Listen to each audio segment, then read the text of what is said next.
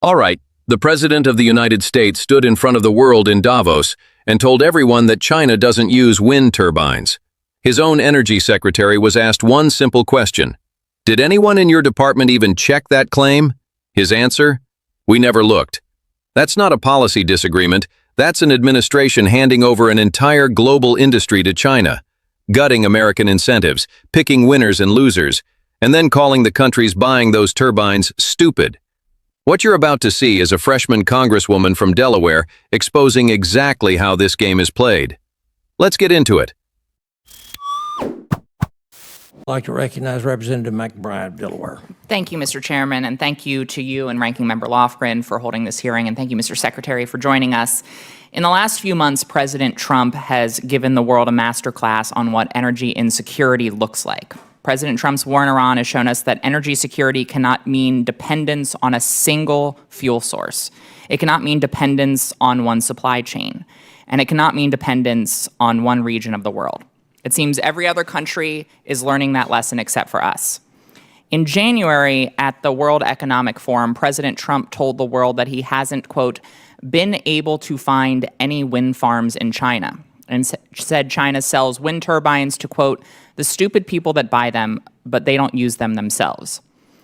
Secretary Wright, have you or anyone in your department been able to find any wind turbines in China? We haven't looked. You haven't looked. Well, it seems like the president apparently has explored all 3.6 million square miles of China and apparently declared at Davos that China isn't using any wind turbines. As I mentioned, the president said that stupid people buy them. You've articulated increasing the energy supply here in the United States and our energy exports. I assume that includes wind from your perspective, yes? For all energy sources that are affordable, reliable, and secure. To me, it's just about math. I don't have a technology I love and a technology I hate. It's just about the math. So does that include wind? Its contribution to date so far has not been so good, but are there going to be areas or applications where wind makes sense? I suspect there are. Okay. We just wanted to get rid of the subsidies and get rid of the tilted playing field. But energy sources that can compete economically and can better human lives, I'm for all of those. So I'll take that as you believe that wind should be part of our portfolio. Again, it's about that. We've only seen wind where it was subsidized and it was mandated. So we've forced a lot of wind power to be built in the United States.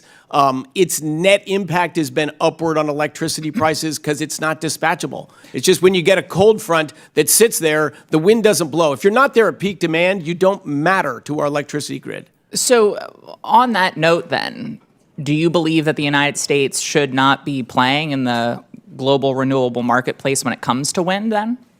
China is. Other countries seem to be buying. Whether you think or the president thinks those countries are stupid, they're buying from China. Do you think we should be selling wind turbines to other countries too, producing them here and selling them to other countries?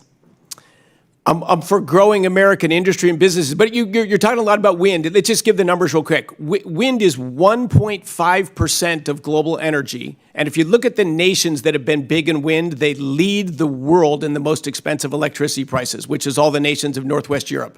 They're the wind powerhouses. They have the most expensive electricity on the planet. Well, the president himself complained about other countries buying wind from China. He called them stupid, but he admitted they are buying wind from China. So do you think we should cede this marketplace to China? I don't believe we should cede any marketplaces to China. Okay, well, unfortunately, your actions, the actions of this administration, are undermining our capacity to compete with China in this marketplace. You've not only cut hundreds of clean energy projects, you've also eliminated the very incentives that help to spur this industry here in the United States that would allow us to compete with China. So why are you letting China win in this global economic battle? She said remove the incentives. So 34 years of subsidy for wind weren't enough to get an infant industry off its feet and going? The 34 years, to me, if you can't compete without subsidies after 34 years, your industry doesn't work. Let's be clear. You're not opposed to subsidies for energy producers. You're just opposed to subsidies for renewable energy producers because the fossil fuel industry gets a ton of money from our government. It does not. Please tell me what those subsidies are. I'm not aware of them. They are getting a ton of investments. They're getting a ton of tax incentives. They're getting a ton of breaks. They are getting a windfall. The executives are getting a windfall while the American people pay the price right now with the increase in gas prices. There are a ton of policies. There is a ton of funding. There is a ton of tax incentives that are going to fossil fuel companies. And so you are fine. It's actually not true. You are fine. That is Tell me what they are. true. Tell me what they are. There are absolutely. What true. are they? You are the one answering questions here. You know for a fact that there are tax incentives that are going to fossil fuel companies. You know for a fact that that industry has been subsidized in the past and today by this government, by the actions of our government. You just don't want the renewable energy industry to get the same opportunities as the fossil fuel industry. You're playing winners and losers, and you're picking winners and losers. Time's expired. Thank you. Time's expired. Okay, let me just validate something before we get into this. Because I know what you're thinking right now. You're thinking, wind turbines, energy subsidies, another hearing where politicians talk past each other for 5 minutes and nothing changes. And I get that. But what I actually watched in this clip was something I haven't been able to shake since I first saw it. I watched a cabinet secretary, the man who runs America's entire energy policy, admit on camera that his department never bothered to check whether the president's central factual claim was even true. Let that sit for a second. The President of the United States flew to Davos, stood in front of the global economic elite, and told the world that China doesn't use wind turbines. He used that claim to justify killing American clean energy projects. He used that claim to justify pulling incentives that allowed American manufacturers to compete globally.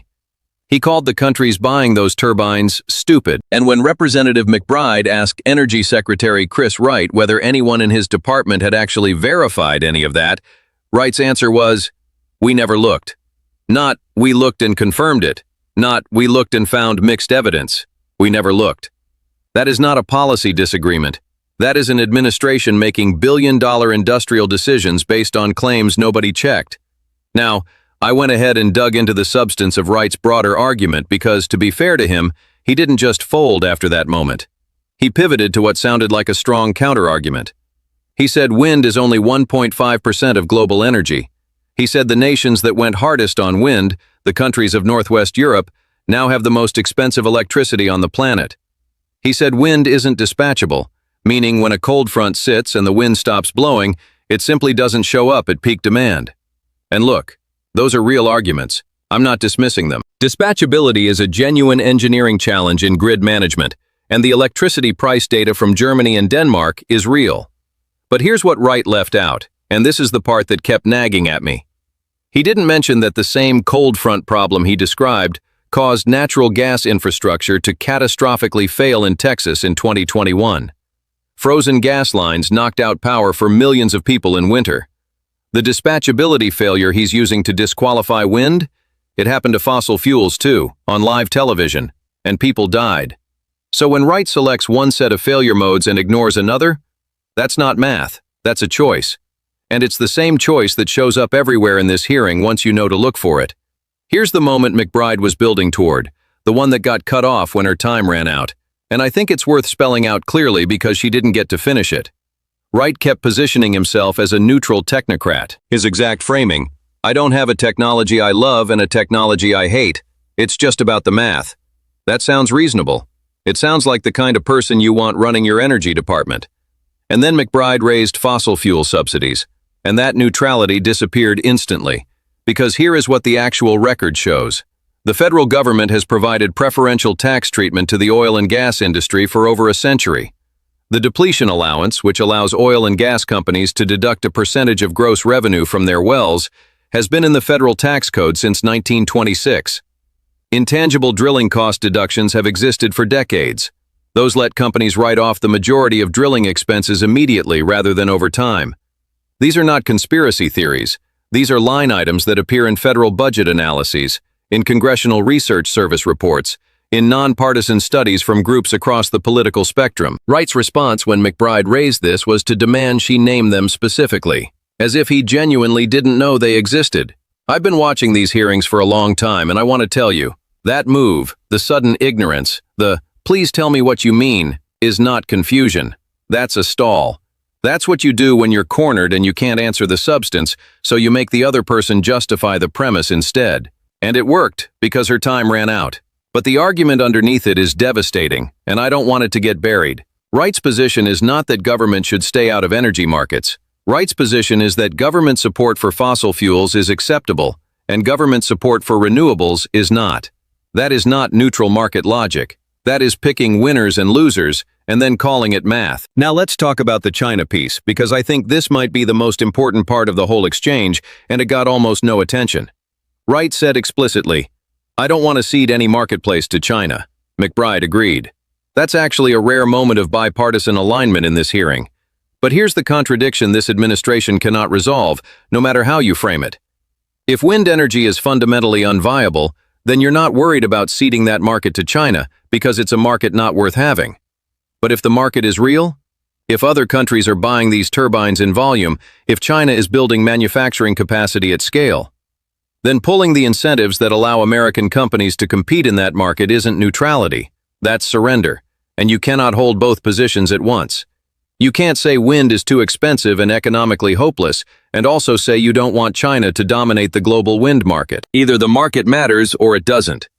Wright tried to occupy both positions in the same 5 minutes, and McBride caught him doing it. I want to zoom out for a second because this is bigger than one hearing. The Inflation Reduction Act created the incentive structures that were starting to bring clean energy manufacturing back to the United States. I'm not talking about abstract environmental policy here. I'm talking about factories.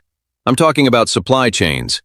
I'm talking about the kind of industrial base that takes years to build and can be dismantled in a single budget cycle.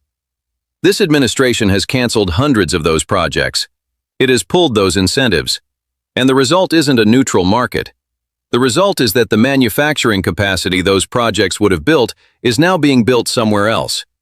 China is not waiting for the market to decide. China is investing heavily in wind manufacturing, building the supply chains, and positioning itself to supply the global infrastructure build-out of the next several decades. Whether you think wind is the future or not, ceding that industrial base is a decision with consequences. Consequences that extend far beyond one president's term. So what does all of this add up to? It's not really an energy story. It's an accountability story. A cabinet secretary sat before Congress and claimed he was just following the math, while the math he was following had 100 years of fossil fuel subsidy underneath it that he claimed not to know about. He dismissed an entire global industry based on a claim the president made in Davos, a claim that nobody in his department checked. He said he didn't want to lose the wind market to China, while simultaneously doing everything required to lose the wind market to China. And when he got cornered on any of it, he ran the clock. What McBride did in those 5 minutes was the job. Not spectacle, not a viral moment. The actual job. Catch the gap between what a cabinet official claims and what the policy actually does, put it on the record, and make them answer for it. She didn't get to finish, but the record is there. And if we don't pay attention to moments like this, the consequences show up later, in the factories that didn't get built, in the markets we didn't compete for, in the energy infrastructure someone else got to define. Democracy doesn't fail loudly. It fails in hearings where nobody's watching, one unanswered question at a time. Subscribe for more breakdowns like this because the details are where the real story lives.